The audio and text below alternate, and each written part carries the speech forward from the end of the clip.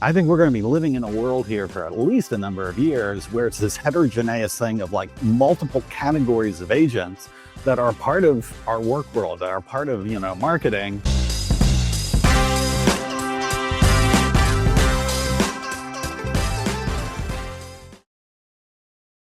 Welcome to Conversations with MarTech.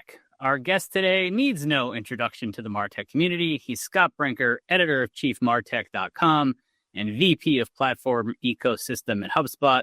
He's also going to be making his return to the MarTech conference, coming your way online and free March 25th and 26th, 2025. Welcome, Scott. It's always a pleasure.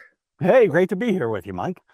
All right. It is physically impossible at this point for either of us to have a conversation without mentioning AI. So let's just start with AI, specifically AI agents, right? So thanks to Matthew McConaughey's commercials, everybody's familiar with agents now. And you see them as playing a vital role in the MarTech stack. Can you explain that for us? Sure. Well, I think we've seen like some really rapid iteration, in the past couple of years here around AI, that sort of chat GPT moment, the AI heard around the world, if you will. We first got into this moment where we're like, oh, okay, wow, we can use this technology to help answer questions, and we started to use that for like, putting chat GPT on top of our data, things like RAG and whatnot to get that. And we're like, we can use this to like help generate, personalized content where we feed in some information, and so it was all these like really exciting steps where there was this intelligence, but we as the human had to be like, okay, well, we'll take the steps, we'll ask it what to do, we'll then do what it wants on this behalf. And a year or two ago, it seemed like it would be sort of science fiction for the AI to actually go off and do that on its own. But in this past year, we've just seen this like steady march of what are real AI agents at a variety of levels, right? There's like customer facing AI agents. We see these with, the sort of next generation, calling them chatbots doesn't even feel like it does justice to them. Things like Sierra AI, being able to, provide customer service, much better resolutions.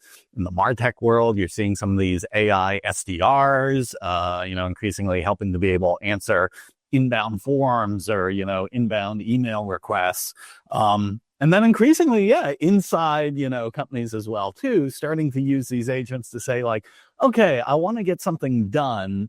You make a request to the agent, it can go off, it can contact your CRM, it can, pull some sort of trigger in something in your marketing automation product, and it can like do these series of steps for you. And so it feels like agents are populating kind of everywhere in MarTech at this point.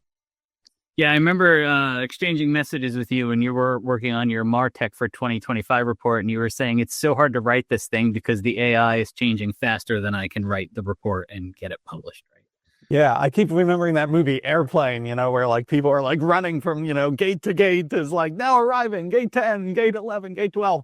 It is exactly how, and I'm sure you feel this too. It is really hard to cover this space right now because anytime you think like, okay, this is the state, by the time you finish that paragraph, the state has shifted.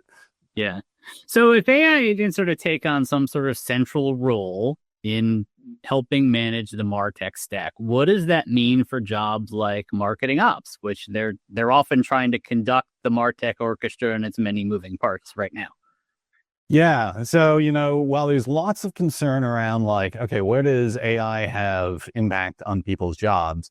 I think in marketing, where we're seeing replacement of AI doing things that humans used to do, it's primarily with like production, right? Like the ability to do particularly content production, we're like dramatically accelerating, sort of reducing the amount of human effort that's required to produce things content-wise that are really significant. And I really do want to emphasize the production piece of that, because there's a creative and strategy element, which is still very much, driven by humans, often now like co-piloting with AI on some brainstorming. But we're actually seeing, because the production costs and production time is coming down, it's letting people spend more time and investment on the creative and strategy side. But the other place where I actually see this being highly beneficial to folks in jobs is in marketing operations and MarTech. because exactly as you said, they are the owners of the stack. They are the ones responsible for this orchestration. And so even the bringing in of these AI technologies and these AI agents, they're the ones that have to vet them. They're the ones who have to set the governance rules around them. They're the ones who have to make sure like the right data, gets passed into these things. How do we enable people to be able to use them successfully? So I actually think, marketing ops, MarTech teams, I think they're going to be having like a golden age here of, being able to deliver so much value to their marketing counterparts. Yeah. Where are teams going to find these agents, right? Obviously, there's existing vendors that are part of the MarTech stack, and they're all making moves in the area to integrate AI with their existing tools. There's tools that help you build agents. There's obviously a lot of startups that are creating activity around AI and agents. So how do you think this market develops? Yeah, that is actually you put your finger exactly on what is the challenge I'm certainly wrestling with. I suspect all the listeners here are too, which is, you're right. There are many different categories of products that are creating these agent-like experiences, and kind of each one of them wants to make a claim to being the orchestrator, of certain marketing activities. So you're absolutely right that existing like large MarTech vendors like, Salesforce and HubSpot, right? Like we have a set of agents, ourselves. You've got, the classic iPaaS workflow automation tools, like the Workatos, the Zapiers. They've all sort of leaned into, hey, we can help you build these agents. We were talking about those sort of customer facing agents, things like 11x or AI SDR or Sierra. And they also can orchestrate things in your tech stack behind the scenes to support that. There's agent builders, right? Like, Crew AI or Agent AI. And then even actually the core LLM companies like OpenAI just released their operator, like browser agent. Anthropic had computer use. Gemini, they're teasing that Project Mariner. And this is an entirely different way of thinking about an agent that can sort of use a web browser and automate what you would have done from a people side. And so, I don't know, that's a long-winded way to saying, I don't know. In fact, actually, at this point in time, I would say, I don't think there's a short path where one of those becomes dominant. I think we're going to be living in a world here for at least a number of years where it's this heterogeneous thing of like multiple categories of agents that are part of our work world, that are part of, marketing. And I guess this is going to fall back on the shoulders of the marketing ops team to be in a mode of making decisions of like, okay, which ones are we going to use for what? What are we going to permit? What are we not going to permit? You're also going to end up with a world where you've got a bunch of tools that all have AI and potentially agents integrated in with them, right? And then it's, well, which ones do we use, like you said? And when finance finds out you're paying for a bunch of AI agents, but you're probably using one, that's not going to be fun. Well, that's the thing. If you're only using one, and that's really the thing that's interesting is if you thought there was like a Venn diagram of like, okay, here's all the SaaS products, out there in the MarTech world, and then we've had this circle of like, oh, these AI agents, in the MarTech world. What's kind of happening is the Venn diagram is like slowly merging into total overlap. I mean, I think asymptotically, there is not going to be a SaaS product in MarTech that doesn't have some sort of agent capability. Some better than others probably, but, and I think what it'll come down to is, okay, well, there'll be different jobs to be done. There will be different tasks, to be done. And we will turn to a particular agent, that best accomplishes that job for who we are in our role. But it is likely to be, I think, a heterogeneous agent environment for a while.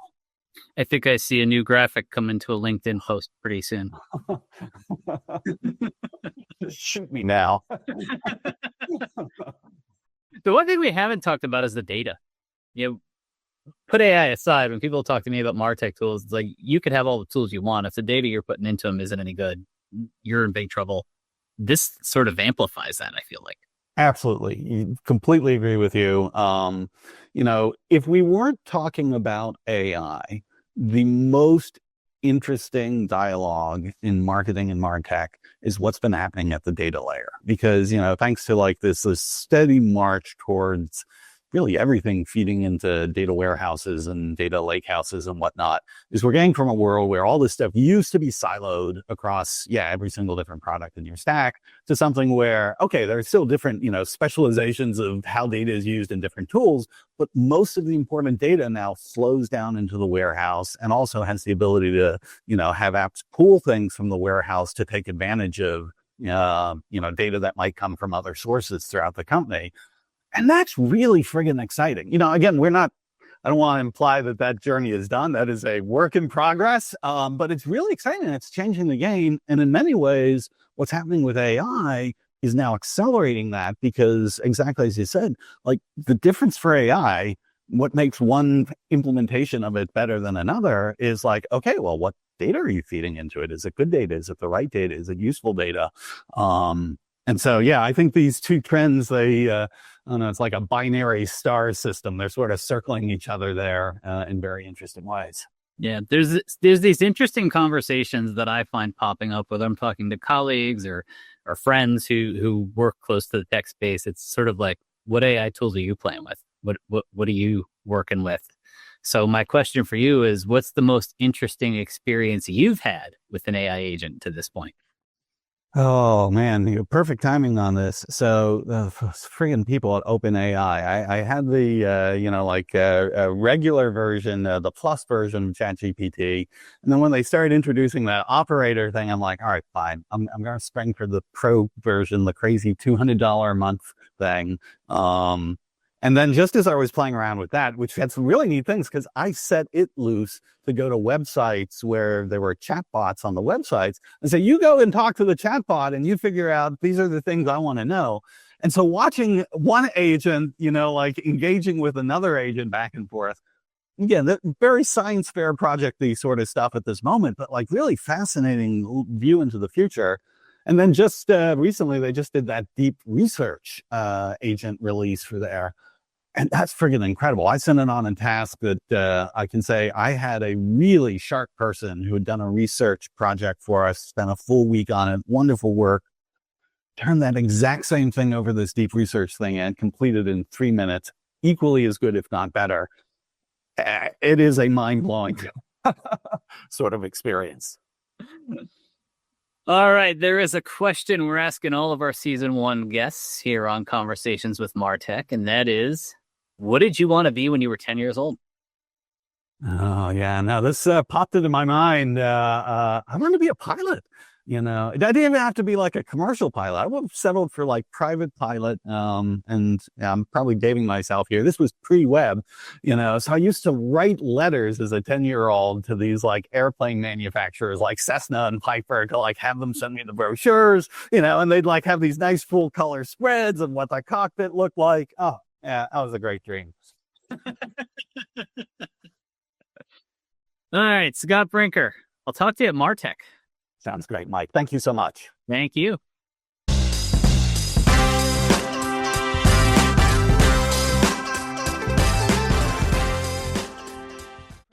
If you like Conversations with MarTech, you're going to love what the MarTech Conference is planning in March. The Spring MarTech Conference takes place March 25th and 26th, 2025. It's online, it's free, and it'll be more interactive than ever before. Get your free pass today and join the MarTech conversation.